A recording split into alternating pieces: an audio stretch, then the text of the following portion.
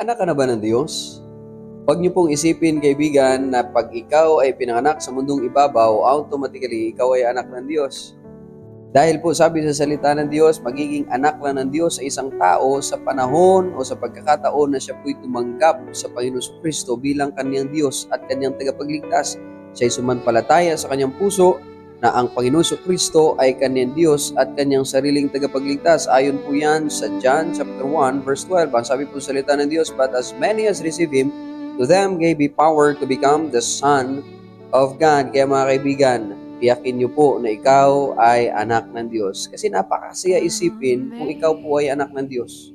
Meron kang karapatan. Una, karapatan na magmamana ng kaharian ng Diyos dahil po ikaw ay isang anak.